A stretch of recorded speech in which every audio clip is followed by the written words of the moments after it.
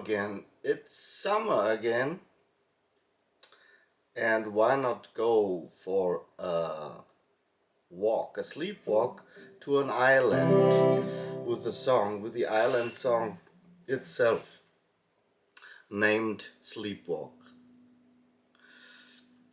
That tune stands for the rock and roll era. It's very beautiful. It was always a favorite tune of mine. And it's from 1959, where Santo&Johnny from New York had a debut with that tune on a Coconut Beach TV show, I guess, in August 59. And from that on it took off to become a #1 hit, and was, by the way, in the following years until 81 and over that, covered by a lot of famous musicians and guitarists in general. I probably heard it first from The Shadows, an UK guitar band with solo guitarist was Hank Marvin. They covered it quite leaned on the original. I had the idea of doing this video about Sleepwalk because Gordon Lightfoot died several weeks ago, and he made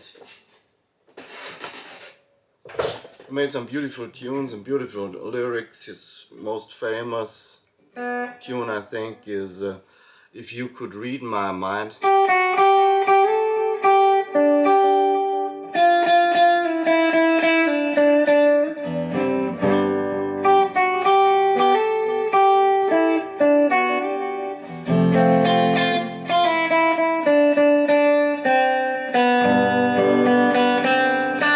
And so on.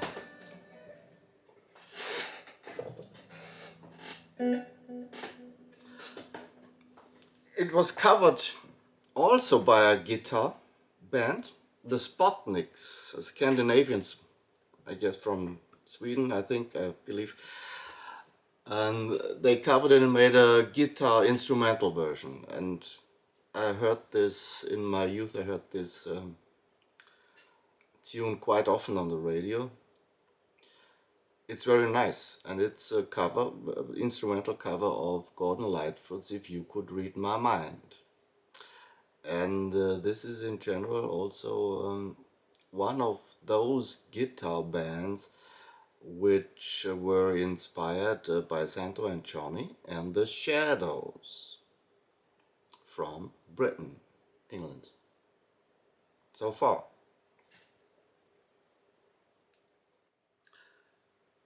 The fact is that it was played as a duet by Santo&Johnny with a steel pedal guitar and a backup accompaniment of an electric guitar for the chords. And this is the steel pedal guitar is in general the sound of Hawaii or Nile Islands. That is derived from the Indian ancestor instrument called veena. And first it was in the 1930s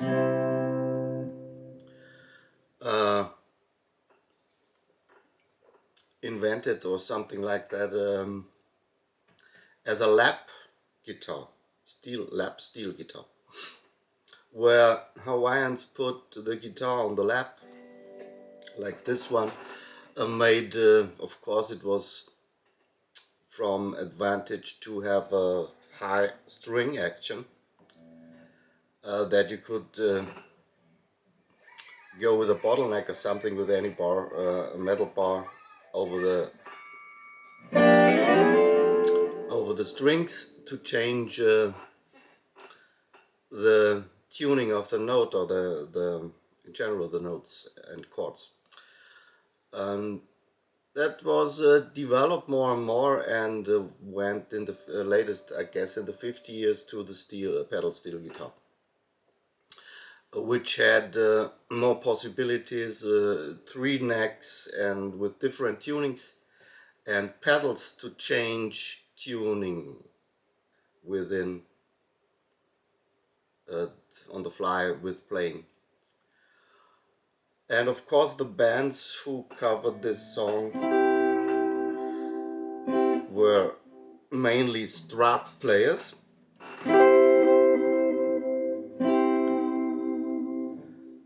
and with the vibrato bar here, they of course imitated the possibilities of the steel pedal.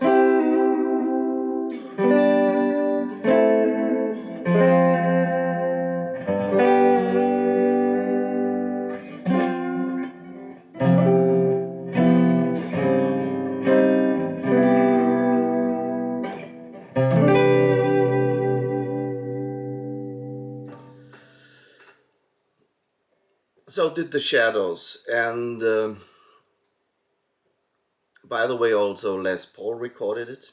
Les Paul, of course, the inventor of this so-named guitar by Gibson, with Gibson together, and a lot more, like Brian Setzer and all-time favorite guitar player of mine, Larry Carlton. In 1981, he made a record, an album, a long play album, and called it Sleepwalk, and of course Sleepwalk was on this album, 1981. Also Jeff Beck did it, don't know when, in on the occasion that that a film was made. And of course Jeff Beck, also favorite guitar player, did it quite well, and he can make this sound of the whammy bar quite well and sensible, as you might probably know. So to say, not to speak too long, Rennie also did it too, but okay, you can, as a singer, the Chantays did it at that time in the early 80s, and a lot of more rock and roll band singer, and it was covered by hundred thousands of bands, because it was an evergreen. It's still an evergreen, and you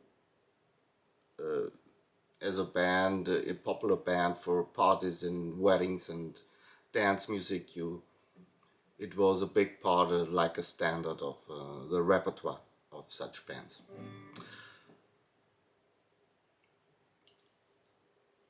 But now let's first of all, here's the original from 51 on exactly, I guess, this TV show.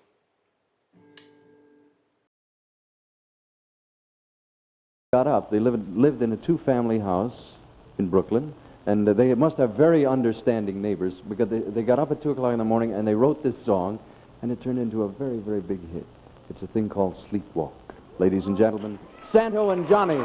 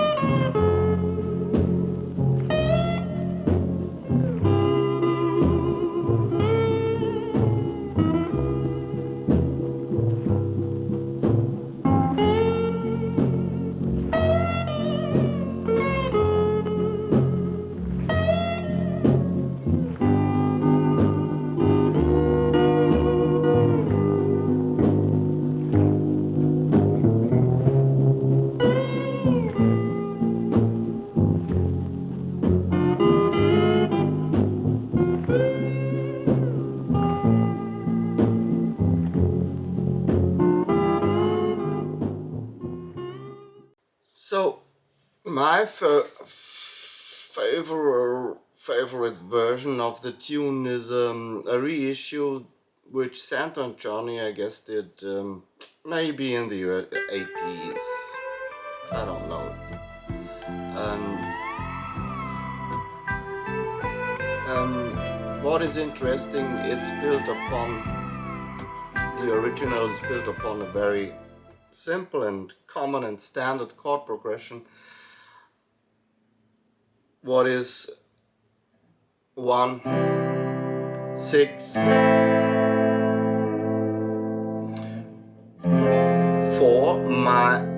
or 4 minor,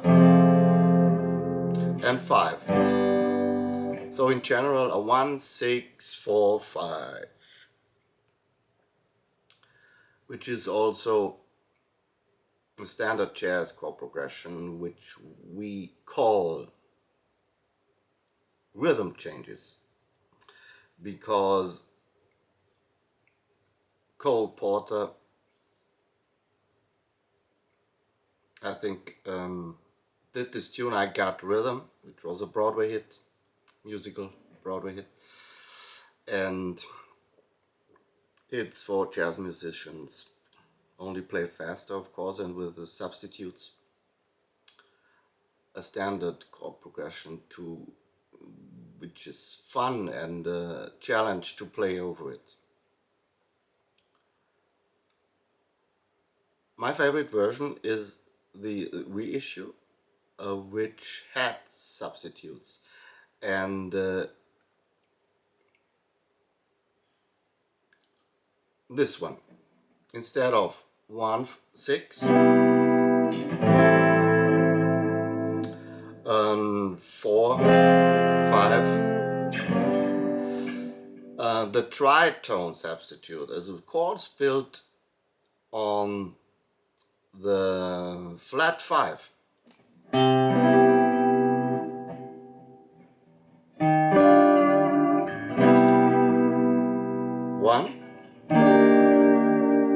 minor third, major 7 or major, which is the substitute for the 6.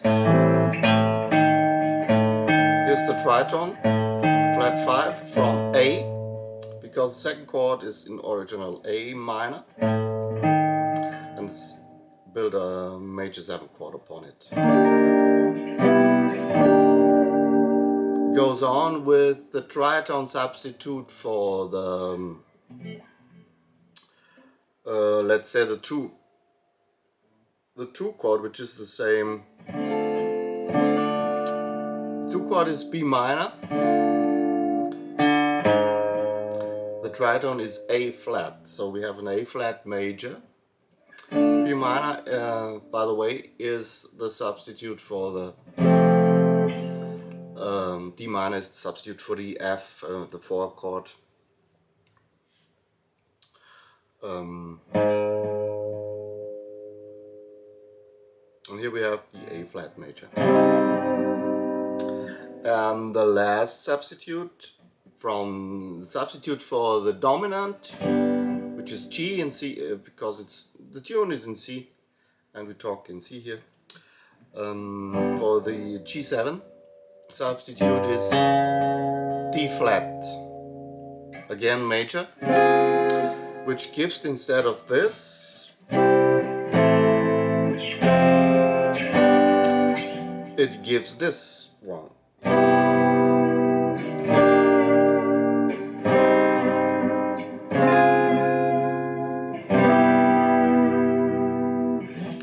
Which is also a favorite turnaround of mine. Jazz. It's jazzy, it's more modern, substitute chords, and it sounds very well. You immediately go to the median, to the third, the relative of C major. There's some common tones, of course, which makes it sound quite beautiful.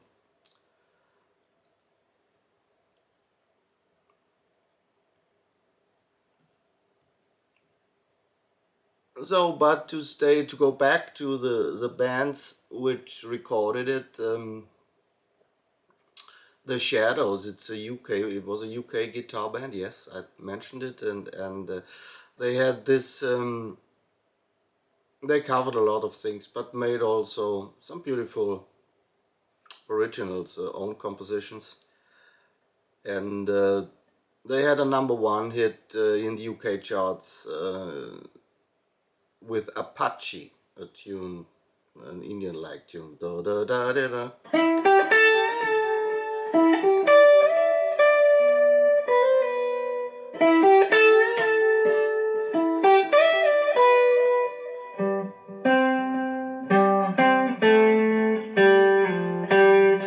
Something like that. It goes like that. Maybe one or some of you still know it. They were also the backup band for Cliff Richard, a rock and roll singer of that time, who made hits till the 70s, 80s.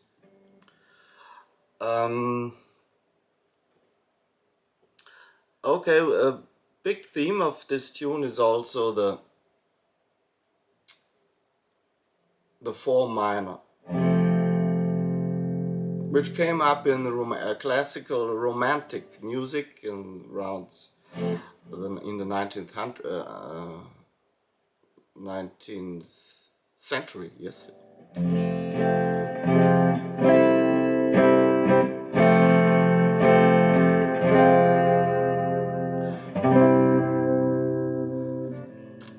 Sounds a little bit sad and tragic, but it's beautiful. What has this romantic approach in it, né?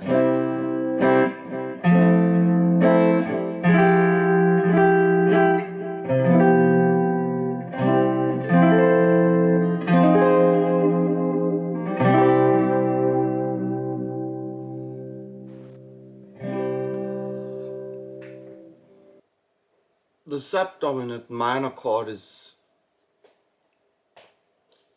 in a special interpretation also a substitute for the dominant chord, because you have the dominant chord is in this key of C is G, B, D, and F, the seventh. And if you look at the 4 minor chord, it's F minor, F, A flat, C, and if you would take also the 7th, E flat, as a 7th chord. So if you look at these tones and lay it over a G, you have the F, which is the 7th of the G, of the dominant. You have the A flat, what the 3rd of the minor chord is in regards to a G. The flat 9, which is a tension on a dominant chord. And you have the C, which is which makes the suspension. It's the 4 of the G chord. You have something like the G sus chord, and you have the E flat, which is again a tension. It's the flat 5 or sharp 11. Flat 5, I would say in this case, if we have this 4 also in, the C also in. So it's like the F minor 7 is like 4 minor, 4 minor is like altered G suspension chord. Very interesting, isn't it?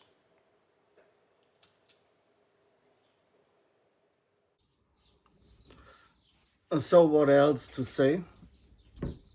At the end of this video, I give you the example of Larry Carlton. Naturally, It's very beautiful. He did the A part like the original 1 6 4 5, and added some jazz fusion like rhythmical things. Of course, it's nice with the Fender Rhodes plate, and he also makes a key change after a while, and he played it on his 335. As you might know, he was called Mr. 335 at his best times, because he always played a Gibson 335 and had this wonderful, beautiful, bluesy approach and the jazzy approach to blues, playing with sophisticated pentatonics of upper structure, altered dominance, and diminished. By the way, I'll show you something.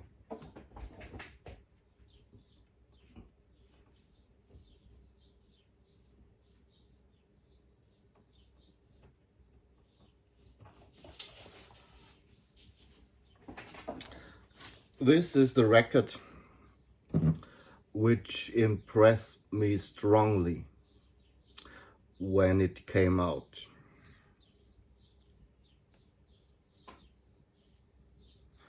Obviously, it came out just before Sleepwalk in 1980, and it's called Strikes Twice. And the tune, the title tune, Strikes Twice, I play that with a band also. I played also Midnight Parade. Springfield is beautiful, country influenced, country rock influenced tune. And now it comes Mulberry Street, very jazzy, very beautiful solo. It's it's a trick on Mulberry Street. This is a topic for another video, for a good video, because the solo of Mulberry Street, it's incredible. It's so good, and the tune is so good, and the sound, everything is so good. But on the album, he writes, or it's written, that he's playing that solo on a guitar synth, which actually hardly were out at this time. But he did it like that. He recorded it at half speed with a tape machine in the studio, and and played it back at normal speed, which makes it which could it could happen that it's very fast and high. And if you play it with an overdrive sound or distorted sound, it sounds a little bit like it would be a guitar synth. But he recorded it at half speed. But if you would play it, I tried to play it at this normal speed of the album, and it was very hard. I can tell you. I figured it out. I had a transcription by Steve Kahn, which helped me a little bit at that time, but I've lost it. I think would be a thing to try to remind and remember once again. Maybe doing a video, because it would be worth to do a video over this solo. It's my favorite solo of Larry Carlton. Rick's, if you might know Rick Beato, he always talks about another topic, by the way, that his favorite solo of Larry is on Kid Charlemagne by the Steely Dan, which had often had Larry Carlton as guitar player. Of course, they had the best studio musicians.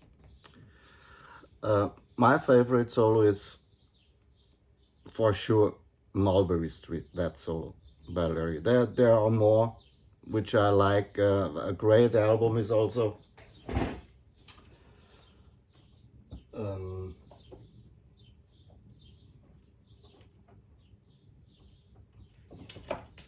this one here, Friends, with very good musicians once again, partly similar or the same musicians which play on Steely Dan and on other Larry albums of Larry.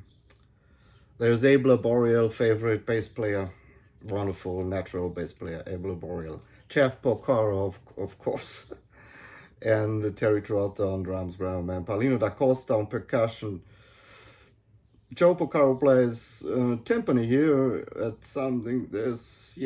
Joe Sample is on it. Al Jarreau makes a vocals, Cat on Tequila, which is on this album. And B.B. King is also there, I can't remember. And Michael Brecker. What else can you say? So I wish you